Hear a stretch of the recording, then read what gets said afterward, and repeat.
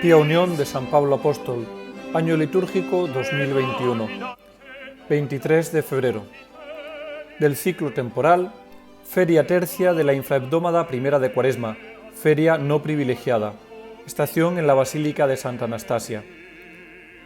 Del ciclo santoral, Misa de San Pedro Damiano, rito doble, ornamentos blancos, sin gloria, con credo, conmemoración y último evangelio de la Feria de Cuaresma y de la Vigilia de San Matías Apóstol.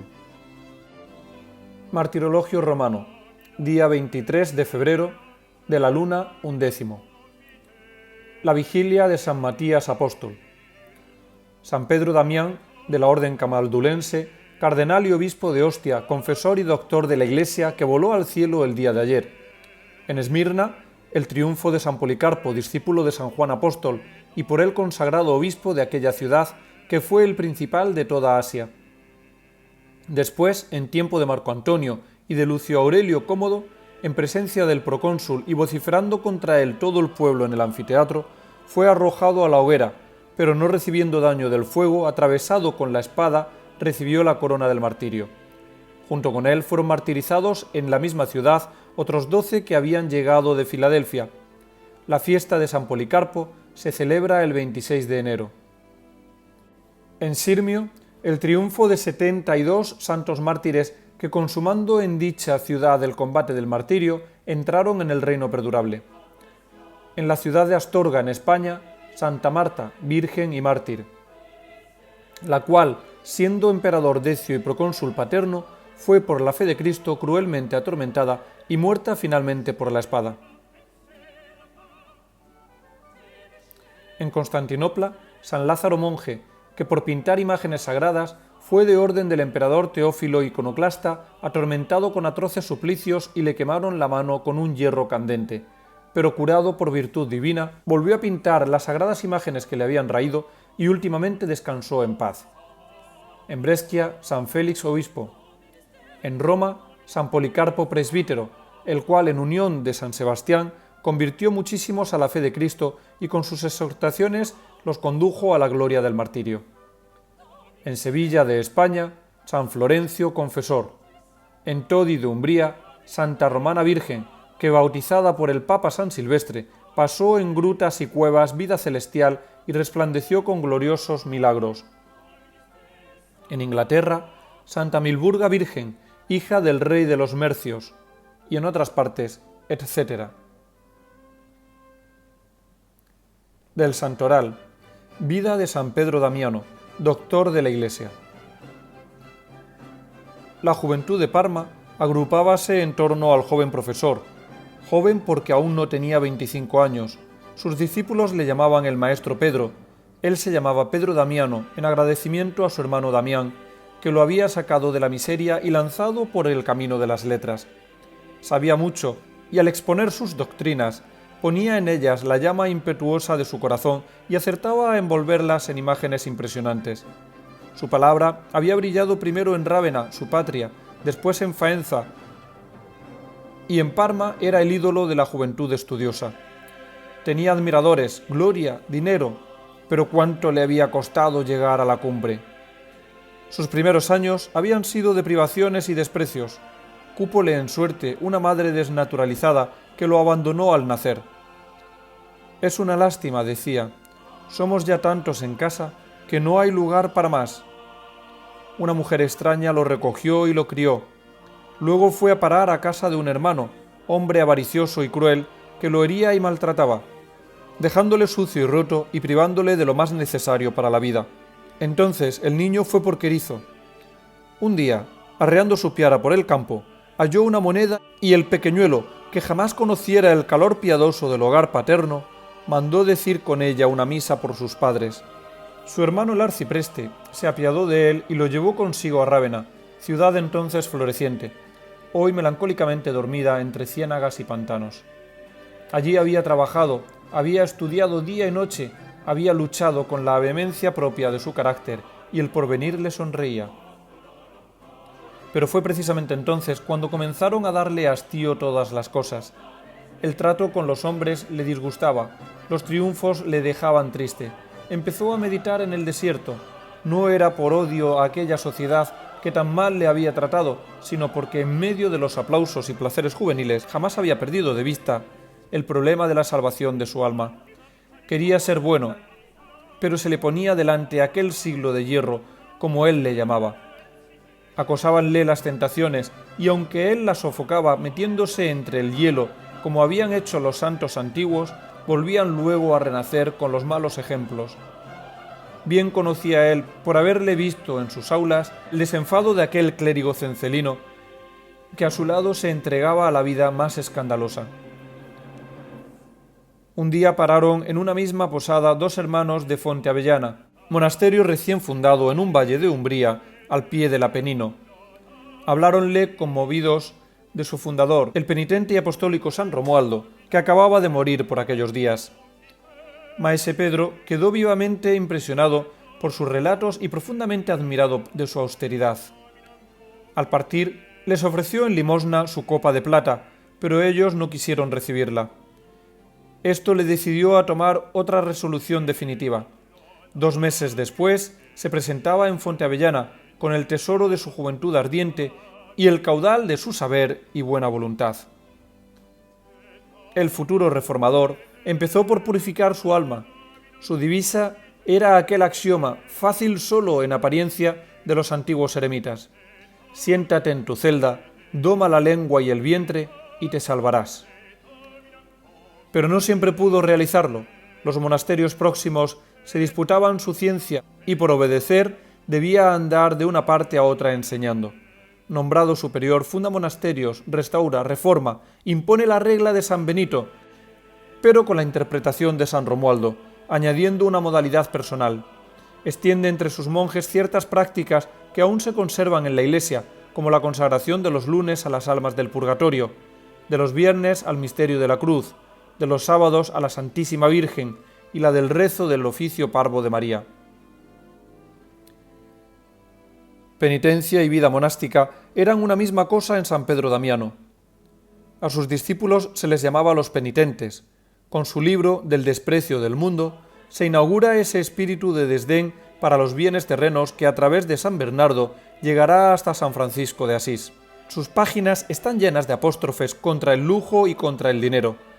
La situación económica de los monasterios no debe ser la suficiencia anhelada por San Benito, sino la penuria.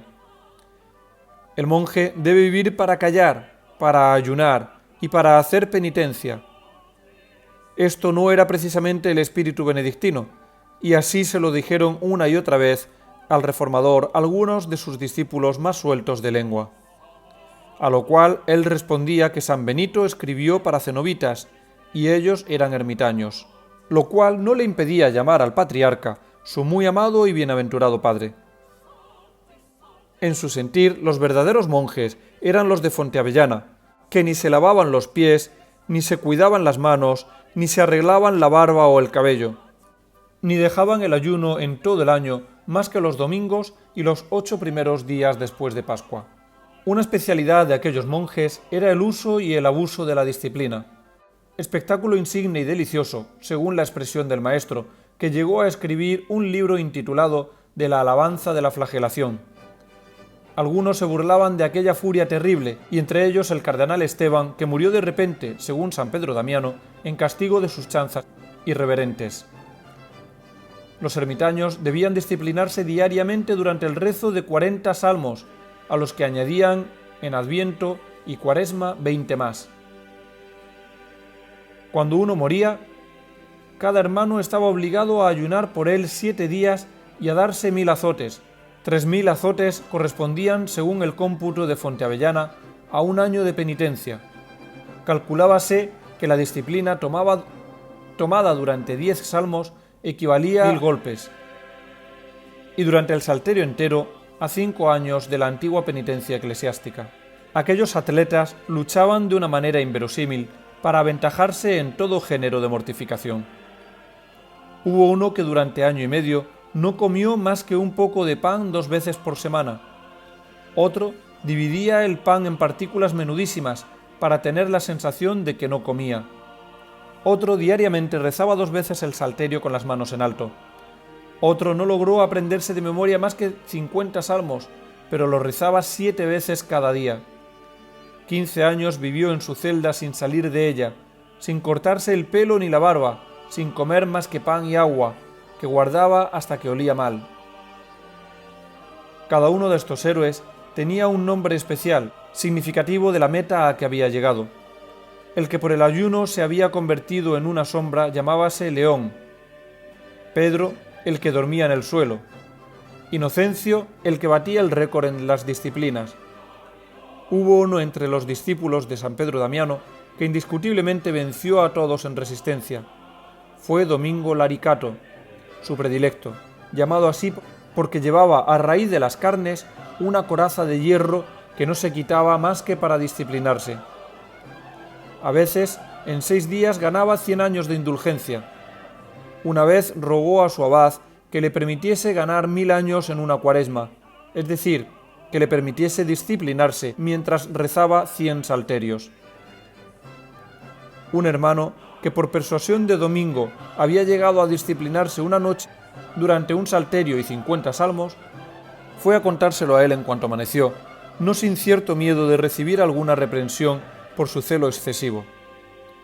«No te desalientes, hermano», le dijo Domingo, «Dios es poderoso y te llevará de lo pequeño a lo grande». San Pedro Damiano gozaba contemplando esta emulación de penitencias, que en su sentir era lo que necesitaba aquella sociedad anárquica en que vivía. Él mismo nos la ha pintado con vivos colores, brutales a veces. Este mundo, escribe en su Liber Gomorrhianus, se hunde cada día de tal suerte en la corrupción que todas las clases sociales están podridas. No hay pudor ni decencia ni religión. El brillante tropel de las santas virtudes ha huido de nosotros. Todos buscan su interés, están devorados por el apetito insaciable de los bienes de la tierra. El fin del mundo se acerca y ellos no cesan de pecar. Hierven las olas furiosas del orgullo y la lujuria levanta una tempestad general. El orden del matrimonio está confundido y los cristianos viven como judíos. Todos, grandes y pequeños, están enredados en la concupiscencia. Nadie tiene vergüenza del sacrilegio, del perjurio, de la lujuria, y el mundo es un abismo de envidia y de hediondez. En medio de este caos apareció el prior de Fuenteavellana con la fusta de fuego de su palabra. Por carácter era un contemplativo, pero aquel doloroso espectáculo le hizo un luchador. Primero lanza a sus discípulos al campo, luego arroja su ardiente corazón en los apóstrofes indignados de sus opúsculos y sus cartas. Al fin, se presenta él mismo, purificando la casa de Dios con las llamas de su elocuencia. Se convierte en heraldo de la penitencia, en caudillo de las libertades eclesiásticas, en develador de la licencia, de la simonía y del cisma. Trabaja con la acción, con la palabra y con la pluma. Escribe sin cesar, se cartea con medio mundo, con los papas, con los obispos, con los príncipes, con los monjes. Viaja y predica sin olvidar sus austeridades, ayuna diariamente, lleva una cadena alrededor del cuello, come en el plato que le sirve para lavar los pies a los pobres y duerme con la cabeza echada sobre un códice bíblico de pastas trenzadas de esparto. Con este descuido exterior contrasta su formación cultural. Es vasta su erudición patrística, acerada y fuerte su lógica, recio y cáustico su lenguaje, su gesto firme e intransigente, su palabra paradójica, sarcástica y a veces brutal. Nunca reconoció las discreciones del miedo ni las prudencias de la cobardía. Parecía la reencarnación de San Jerónimo. Nunca el solitario de Belén fustigó a los clérigos de Roma con la acerba ironía, con el rigor implacable que San Pedro Damiano empleaba para desenmascarar los vicios del clero de su tiempo. El buen Papa Gregorio VI se asustó algún tanto de aquellas cóleras terribles, pero el Papa Esteban X, antiguo abad de Montecassino, le obliga, bajo pena de excomunión, a aceptar el título de cardenal obispo de Ostia. Su ardor infatigable encuentra ahora un campo más ancho en la Iglesia entera. centuplica sus esfuerzos, viendo los estragos del cisma y la herejía, y se distingue como uno de los campeones más entusiastas de aquel espíritu de reforma que soplaba sobre la cristiandad. Duro, crudamente realista, violento cuando se describía el vicio, llenábase de ternura, sin embargo, cuando se dolía por los que eran víctimas de él. «Oh, pobre alma pecadora», decía en una carta, «lloro por ti, por tu perdición, porque te has abismado en los lodos de la ignominia. No es un templo hecho por la mano del hombre el que se ha derrumbado, sino un alma nobilísima, formada a imagen y semejanza de Dios y rescatada por la sangre de Cristo. Qué grande era y qué hermosa. Por eso lloro la ruina de un templo de Cristo. El Rey Eterno la alimentaba en su mismo palacio. Embriagábase con la leche de la palabra divina, tan tierna y tan dulce, pero el azufre y el fuego de Gomorra la han consumido». Tales son los sentimientos que le animaban a luchar. Ellos le llevaban a través de Italia y le hacían pasar los Alpes, poniendo en su boca asperezas de censor y acentos de profeta bíblico. La misma timidez de los sucesores de Pedro podía estar segura de hallarse frente al ardimiento de aquel hombre. En Roma, en Ostia, en Milán, en Florencia, en la Galia, su voz consuela a los discípulos del Evangelio y hace temblar a los enemigos de la virtud, dejando siempre huellas de luz y de renovación. El prestigio de una vida sin mancha se unía en él a la fuerza de una elocuencia que tocaba a veces las cumbres de lo sublime. En Milán estuvo a punto de ser mártir por su celo. El Papa le había enviado para establecer allí la concordia. Los milaneses no querían recibirle, porque les parecía mengua someterse a aquel emisario de Roma. Por las calles se oía un grito ensordecedor: «¡Muerte al romano!». Las turbas se disponían a lincharle, pero logró imponer silencio y bastó el primer ademán para apaciguar el tumulto. Después habló largamente y firmemente, consiguiendo todo lo que se proponía. Pocas veces ha conseguido la elocuencia un triunfo tan completo. Aún conservamos la oración famosa. Al leerla, empezamos a comprender hasta dónde llegaba la serenidad, la sangre fría, la entereza indomable de aquel hombre, cuando una sola palabra podía costarle la vida. No obstante, la grandeza del mal le asusta. Pronto pierde la esperanza de salvar al mundo y, temiendo por su parte hacerse mundano, intenta volver al desierto. «¿Qué me importan a mí?», decía en esa hora de desaliento, «los reyes y los concilios. Bástame con llorar mis pecados». Había reformado a los monjes y raído muchas lacras de la sociedad cristiana y aniquilado al antipapa Honorio II, y cumplido diversas legaciones en Francia e Italia, y combatido al lado de los pontífices juntamente con Hildebrando y aconsejado a Enrique III y su mujer Inés en los negocios del imperio. Parecíale que ya era hora de descansar. Varias veces había pedido a los papas que le permitiesen abdicar sus dignidades y en 1075 escribía al Papa Alejandro II: «Os lo ruego en nombre de la clemencia divina, no tardéis en darme un sucesor. Permitidme levantar las manos de un arado que está labrando un suelo de arena». El que hoy quiere seguir el camino de la inocencia no puede guardar el gobierno eclesiástico, porque casi todos los hombres, como caballos indómitos y espumantes, se han arrojado por la pendiente de los vicios. La venida del anticristo está cercana. El Papa estaba dispuesto a ceder, pero Hildebrando se opuso, amenazando al obispo de Ostia con una penitencia de 100 años. San Pedro Damiano la aceptó de buena gana y dimitió. Todo era cuestión de darse 300.000 azotes. Poco después, escribía desde su retiro: «Al muy amado pontífice Hildebrando, vara de Asur, bendigo la mano del Todopoderoso que ha accedido a mis deseos. Si la penitencia impuesta os parece pequeña, podéis aumentarla. Echadme, si os parece, en un calabozo, cargadme de cadenas. La reclusión y el silencio es lo mejor para quien tanto ha corrido y abusado de la libertad. Por ventura, ese dulce tirano», se refiere a Hildebrando, que me ha mostrado siempre su compasión neroniana, que me acariciaba haciéndome sangre, que me pasaba por el rostro su garra de águila, irá malhumorado. Mira cómo busca la sombra, mientras los demás combatimos, pero a este mi santo Satán le doy la respuesta que los hijos de Rubén y Gad daban a Moisés. Luego, para sincerarse mejor, traza de sí mismo esta caricatura.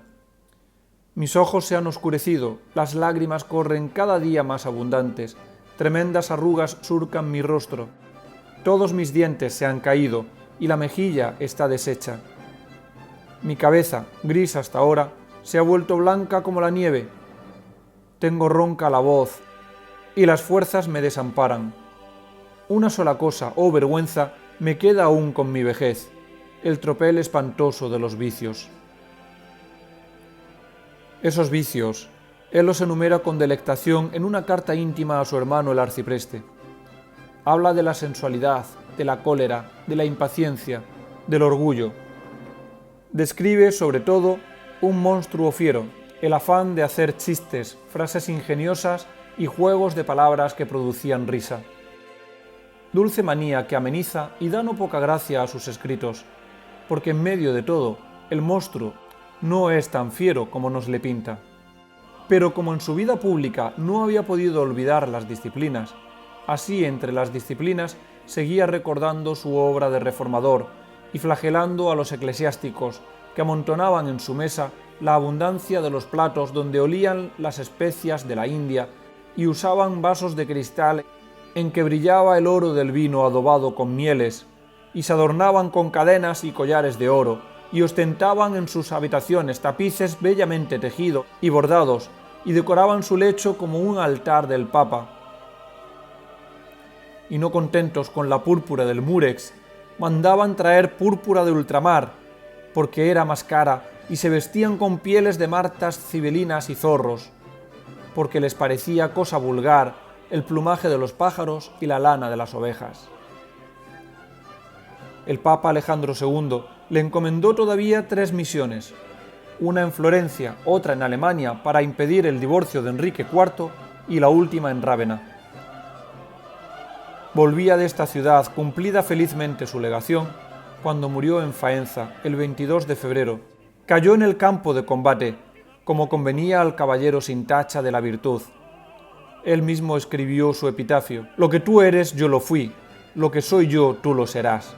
No te rías de los seres que pasan, son fantasmas, sombras que preceden a la realidad. Los siglos suceden a los años que fueron. Mientras vives, acuérdate de la muerte y vivirás para siempre. Mira con piedad las cenizas de Pedro, reza, llora y di: Señor, perdónale. El que con tanta humildad hablaba, goza hoy de la luz de la inmortalidad